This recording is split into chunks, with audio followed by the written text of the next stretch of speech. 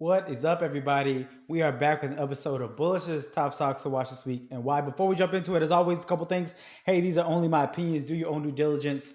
This is equal parts entertainment and knowledge. So, hey, take it all with a grain of salt. I'm watching these, not necessarily playing these. Also, real underscore bullish. Follow us there, but also give us a sub here on YouTube. Help me feel good about myself. All right, we're gonna jump into it. For me, it's gonna be really maybe like a week that I don't actually play anything net new that I'm not already watching because I didn't live in Houston, Texas, didn't have power the past week or so, no power, no water, all that good stuff. So really, it was kind of like a week for me to step away from the market just because I didn't have the tools necessarily to kind of like do what I usually do. But anyways, one thing that I was able to play last week because I was already watching it, I prepared the week before was Palantir, or for the past 2 weeks. Maybe I've been watching this for I've been watching this actually forever since it started trading. But anyways, jumping into it, what I liked about Palantir was coming off of their earnings. So they had earnings on, I think it was 2/16, and then 3 days after that they had a lockup period expiration. So 80% of the shares that people had, like private investors or early investors, shareholders, or stuff like that, 80% of them were locked up until basically Thursday. And you see that in the stock price. What I was looking at before, though, last week actually, I was looking at the indicators. I was looking at RSI going down. I was looking at MACD going down, and I was like, hey, it's not going to hold this channel, a channel that it held, previously from 212 from 2.2 on, and exactly it didn't do that, right? But what we do see, was a rebound, right, in the stock price. And I think a few things are baked into that. The earnings weren't great, weren't bad. They showed they had, $1.8 billion in the bank. They're still showing growth, but maybe like growth at a little bit slower rate, which I think is maybe understandable. Also, the biggest one, Kathy Wood's purchased 5 million shares, basically right at that lockup period. If you don't know who Kathy Wood is, watch her. Her ARK investment ETFs are amazing, but also she buys things and she promotes them, right? She says, hey, not promotes them, but says, hey, I bought them, and she bought 5 million shares, doubled her stake in Palantir, which I think you see kind of like in that sharp rebound on Friday. But also, what you have right here is at the day level is a pattern here, right? In a way, you have a decline. Basically, it's been declining 30% for the past, I think, over the past week, 2 weeks or whatever. But basically, right here, what you see is you see a decline. You see a doji right here at the bottom that forms. It says, hey, maybe sellers are tired, buyers are stepping in, and then it's a 3-day thing. You see the decline, you see indecision, and you see it come back up at the day level. And I think that's exactly what you're seeing here. The buying volume was over the selling volume, so that's pretty fucking amazing, I think. So there's a lot of things like here at the day level. I like this pattern here. I like that buyer stepped in over average and just basically beat out even smallly kind of the sellers, but also with the buying and selling, that's a lot of volume here trading hands. And still, like, it wasn't a bad spike because I think buyers stepped in, but also you have RSI coming in. As we know, 30 is oversold. So when it reaches this level and below, it shows that, hey, maybe people are overselling it, right? And there's a correction coming. Same at the top here at 70, but exactly what you saw, base 38, went back to 47. You see MACD kind of rounding out as well. So at the day level, I thought it looked really good, and that's exactly what I did. I stepped in basically early Friday because what I saw, when I basically knew that I would have power eventually, ended up getting power eventually, but I didn't have to kind of ration my power. But what I saw was the trading volume coming in was basically over. And that's exactly what we want to see. Pre-market volume, it was, sitting at, 27.7. And then once it kind of gets to there and then breaks that, fuck, let's go. Especially with something like Palantir, just all the tailwinds look good to me, and that I stepped in, and it ended up being an 18% day. That's including also like the increase there, but basically from overnight to kind of like where it ended for the day, you basically sent about like 18% increase on Friday alone from that low. That's exactly what I wanted to do with this one. I wanted to wait. I wanted to see. I wanted to bust this channel of support, and I wanted it to kind of reverse off of that. It didn't get down to where I really, really wanted it at 24, but that's okay. Hey, and still, like, I'm not saying that this, hey, I'm a card carrier member of Palantir Mafia. You know me, I've been watching them forever since, Peter Thiel, since he was in PayPal. Thought that it was a bad man. You can say what you want about the company, but hey, if you know how to play, it's gonna make you some money. I like Palantir. Like I said, hey, I'm gonna be long it for a while. So, hey, I thought that was really good. Another one that I've been watching, not necessarily playing, was Uber. I won't step into it because I've already covered Uber same for the past 2 or 3 weeks. They had Motley Fool had a really good bull thesis for it, but Motley Fool doesn't look at the next day month, week time horizon, they kind of expand upon that and they say, hey, in the next year, 3 years, who are market leaders? They had a really good bull thesis for Uber, and I like that. But exactly, I started watching them, and what I wanted to see was I wanted to see what I was going to do at the top of this channel. It's showing channels, it's showing that it's respecting this channel still, and exactly that. Hey, I wanted to watch this over the past few weeks. I'm going to be long Uber. I just want to get it at the best price. I don't want to get at the top and then watch it sell off. I want to get it, and hopefully I can get it at the below channel here. That's exactly what this bottom line is. It's channel. Boom, has a channel here. And if you don't know about channels, look them up. But also Finviz is a really good one. They'll fucking make the channels for you. Just kind of copy, lay it over your stuff, and then, get some new ideas. And that's exactly what I saw here. It hit this one. I wanted to see if it was going to hold this support here at $58. It showed that it hasn't done it yet. I mean, it did it. It's been doing it for, past 4 days or so, but it just didn't hold it on Friday. Friday was a weird day, but also the selling came in over average, right? So when I see that, I'm like, oh, fuck, because I think people saw that it wasn't going to hold support here, and they're like, oh, shit, let me go sell it. But I have my indicators ready. Hey, it's going to alert me as soon as this shit starts going down, and it's a better price. I get a good price to reward ratio. And that's what I'm waiting for Uber, watching, not necessarily playing. I know it's going to be a great stock long term. I just want to get it at the best price. And at the day level, hey, you see that volume coming in over average for selling, which is bearish, obviously. You see RSI kind of poking down as well, coming down, all the way from 70. Like I said, hey, this is a reversal area. These things are important, right? Right here, it reverses, right? And it's basically been on a downtrend since then, about 53 right now, and still kind of trending down. MACD is pinching to be bearish. So you want to see these blue line over the yellow line here with increasing divergence, but it's actually pinching to be maybe even more bearish. So I'm thinking it's going to just keep on this downtrend going down, hopefully to this lower channel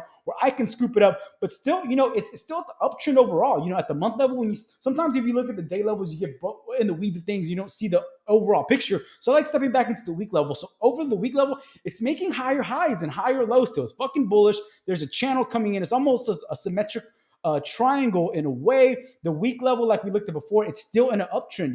Even at the week level, though, you do see signs of it cooling off. But the great thing is the selling isn't over averaged yet. The selling came in great, but it hasn't been like a sell off. So RSI is still like, hey, like I said, at this level, it kind of reverses. 70, so it's in a downtrend on the week for RSI. MACD is kind of flat, but still kind of like a little bit bearish as well. So at the same time, hey, I'm still watching this, but I really do think that they have a really strong case. And if you want to get more, my past 2 episodes, I've had it and I've kind of talked about it a little bit, so I won't go into it again. Another one I've been watching for the past basically 2 or 3 weeks was Apple. And the reason why I was watching Apple specifically, well, because their fucking earnings came out and they fucking sold off on their earnings. They destroyed it. I think it's setting up for something big eventually. But basically, why I really liked it, one of the reasons I like was the cup and handle potentially. Generally with cup and handles though, and maybe I spoke too soon that it was going to break this, but that's exactly why I didn't like jump in heavy because, well, I kind of did, but I kind of didn't. I jumped the gun, but you need to wait for confirmation. Confirmation is when it breaks this level here of the cup, but right now it's still in the retracement. And sometimes cup and handles retrace up to 50%. If you see a cup and handle retracing 100%, it's not a cup and handle, it's a fake pattern, blah, blah, blah. It didn't form. But this is maybe still in the forming phase. It's not ready to break this lip yet, but once it does, I have an alert here. But I'm going to catch it on the downtrend as well, I think, because hey, if I'm going to have a long-term bag holder for Apple, that's the way it goes. But at the week level, you see that shit coming in. So stepping in the month, we're looking at the week now. It didn't hold support here where I wanted it to hold support at like 134.31 with this line here. I know I have a fucking bunch of lines, but it's still in the channel, right? It's still in an upward channel overall. It's finding channel support at the top. It's finding channel support hopefully here at the bottom at the week level, but still at the same thing. Selling volume hasn't come in, but also this is a big motherfucker. So, selling volume, you need a lot of people selling to kind of get over average, but that hasn't been there. It can do it. It's done it in the past. It hasn't done there yet. So I'm not super worried about it, but still it's kind of cooling off and going down at the RSI level. Hey, we know this. Hey, if this is going down, it's going like the stock price is going down. Same at the week level with the MACD. It's almost like diverging to be bearish as well. Why do I know that? These two lines look like they want to get further apart with the blue under the yellow. So, selling off there as well. At the day level though, like I was looking at, hey, and I got stuck because I didn't have power on Monday, basically all week. But basically, what I wanted to do was get out if it didn't break this, if it sold off on this. I think that was Tuesday, 216. Yeah, I didn't catch it because I didn't, I didn't really have power or whatever. But essentially, I would have sold it as soon as I saw this breaking with volume. I would have got out of it. I didn't get out at the price I wanted to, but that's fine. I took a little bit bigger loss than I was planning on doing it. But hey, that's the way it goes. Sometimes if you don't have the right stop losses set up, and that was just me being dumb. But what I do like about it is it's finding support at this area of support. This is previous support here, right here, right. So here, boom, this is an important area, but also it reached the bottom of the channel, and it has the three move pattern for reversal almost. You have a sell off, you have a hammer here. It's a small hammer, but it's still a hammer. But this, I would want it to be green. It's not. Basically, in the before trading for the morning, it shot up, overnight into the morning. But on Friday, it just kind of sloped down. And I think you'll see that if you look at the a little bit smaller, right? Yeah. So here you go. On Friday, you see that why it's like green, but not green is, it shot up after hours. But since then, it's kind of been selling off. It's still higher than it was, but it's still sold off, so it just didn't hold that. So it might still kind of go down, but, so this might be a false kind of reversal here. I'm hoping it keeps going down and keeps playing at this channel level. But overall, still in the uptrend. It's still in the channel. RSI looks like it wants to, or RSI wants to round out to be positive. It looks like from being overbought to oversold. Also, the MACD looks like it wants to round. So it's like really, really mixed with Apple to me. But still, like, I don't want to get in until I know there's a solid reversal at the best price possible. Same with Uber. I know I'm going to hold these pretty long time, but I want to get at the best price. Maybe I shouldn't be too worried about it, but hey, for me, hey, that's my money. Like people say, hey, play money. Yeah, this is my play money, but still, hey, play money is still money. I'm still trying to make it, not lose it. But so that's kind of how I'm playing with Apple. I want to see what's going to do with this channel. The last one, I was kind of worried. I didn't know if I wanted to talk about it. I still have, I'm at 11 minutes. I wanted to get 15 minutes or less. So I will talk about Wayfair. But anyways, Wayfair was one I was maybe going to talk about, almost not looking at it into it because it's kind of mixed to me. The earnings they have, Wayfair has earnings on 225, but they're pretty expensive in my opinion. They have a price, over 60 price to earning ratio. I don't like it at that high, even compared to its competitors. That's pretty high. But what I did like about it was the charts, and I'll kind of I'll start at the day level because it kind of shows a better picture of what I mean by the consolidation period. But still, if you look at Yahoo, the average analyst price, this price is still 6% under what the average analyst prices on Yahoo. It's taking the highs, the lows, all the mediums. It's still 6% under. They do show an increase, estimated increase for their earnings on 225 of the earnings per share. Same quarter year over year. So looking at this time last year, a 70% increase, 70% increase to their EPS. But also for their earnings over the last 12 quarters, they only meet or beat the EPS estimates 41% of the time. Oof, fuck. And also over the last 6 quarters, they've only raised 50% of the times. I want those numbers to be a lot higher if I'm going to put my money into it. But still, so that's kind of what it was like mixed to me. But what I loved about this shit, so, still the earnings, hey, if they beat that, I think it's going to like rocket. But they don't show a history of beating and raising after earnings. So that's kind of mixed to me a little bit. But when I look at the chart, I just couldn't deny that this thing looks fucking sexy. It's been in a consolidation period basically since, I don't even know, like, you have to go even further back. Maybe I'll just step through the month level first. But basically since, July, August, they've been kind of playing at this level, right? That's kind of like to look at the month level because you get the bigger picture. It's been in like a channel, but like more of like a sideways consolidation channel, which is not the worst thing because the longer this consolidates, the better it's going to be when it breaks out. And for me, breakout is going to be ish. That I look into it a little bit more. It's about 310, right? 308 to 310 is what I want to see it break in order to do that. But also at the month level, hey, things look on track. RSI is going up as opposed to the other two we looked at those levels. RSI is going up. MACD is kind of going up, but it's kind of like sideways a little bit. At the week level, even, you step into a little bit more. That consolidation period gets a little longer because you're looking at a shorter time frame. But hey, that consolidation period that started, 817 maybe after that, it's still there, right? I still love it at that point, but it's still meandering, right? At the week level, it's kind of playing with the RSI level up and down, but it's not going in any one direction with any velocity. Same with MACD, it's kind of just floating down, right?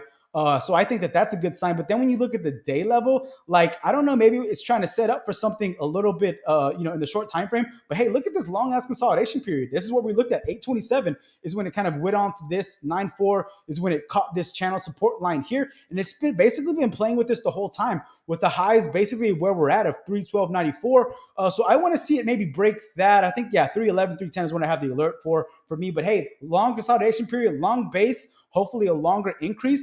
If I would have had power, I would have gotten this on Thursday because this is exactly what I look for. So, it had basically an 8% movement already.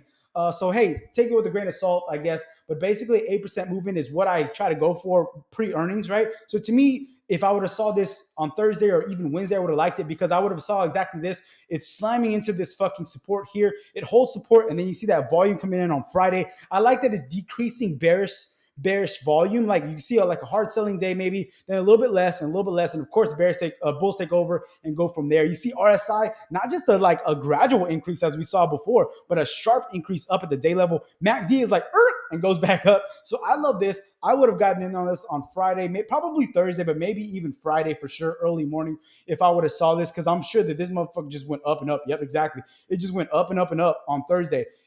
Exactly here. Yeah, okay, boom. And as soon as I saw this break the pre-market, I would have probably got into this and rode this up to the top. But hey, maybe there's still some on the wheels there. But hey, for me, I would have wanted to catch this a little bit earlier. That's why I was kind of mixed about showing it, but I do think it's a sexy ass fucking chart still. But I think it's still a little bit expensive. So I'm going to run through them again. 15 minutes less. Palantir, boom, Palantir Mafia. Let's go. Uber watching as well. Apple watch as well. Long eventually, but I want to get the best price possible. I will invest in both of them. Again, I just want to get the best price possible. Wayfair, I'm a little bit mixed on that. The charts look fucking awesome, but like the earnings and stuff, they're kind of like mixed, and like I would want some of those numbers to be a little bit higher, like they're beat and then raises after. Anyways, I really appreciate the support, y'all. Have a great day. Be blessed. Peace.